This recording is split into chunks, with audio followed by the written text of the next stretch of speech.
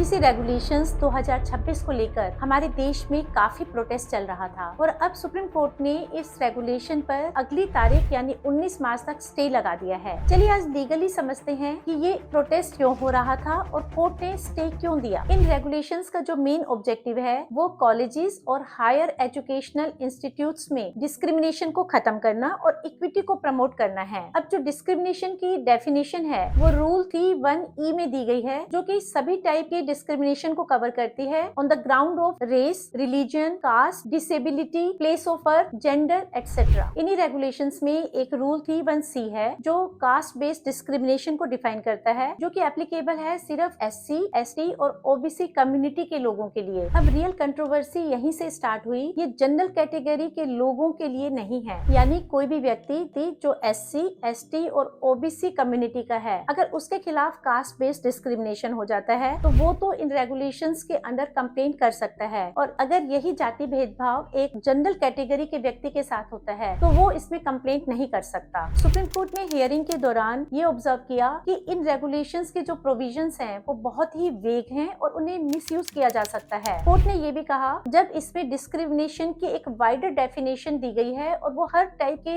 Discriminatory treatment को cover कर रही है, तो एक स्पेसिफिक कास्ट बेस्ड डिस्क्रिमिनेशन की डेफिनेशन क्यों ऐड की गई। कोर्ट ने रैगिंग का मुद्दा भी उठाया और ये ऑब्जर्व किया कि रैगिंग जैसा सीरियस इशू इन रेगुलेशंस में कवर नहीं होता। कोर्ट ने आशंका जताई कि ये रेगुलेशंस हमारी सोसाइटी को डिवाइड कर सकते हैं और ये कहा कि unity of India must be reflected in the educational institution. Court ने सजेशन दिया कि लीगल एक्सपर्ट्स की एक कमेटी बनाई जाए और इन रूल्स को रीड्राफ्ट किया जाए। मीनवाइल कोर्ट ने 2026 के रेगुलेशंस पर स्टे लगा दिया और ये डायरेक्शन दी कि जो पुराने रेगुलेशंस 2012 के हैं वो एप्लीकेबल रहेंगे टिल फर्दर ऑर्डर। इन ऑब्जर्वेशंस के साथ कोर्ट ने यूनियन गवर्नमेंट और यूजीसी से रिस्पांस मांगा है। अब अगर आप ये रेगुलेशन डिटेल में पढ़ना चाहते हैं तो प्लीज कमेंट करें, वीडियो को ज्यादा से ज्यादा शेयर करें और फॉलो करते रहें लीगल कनेक्ट विद नीलम।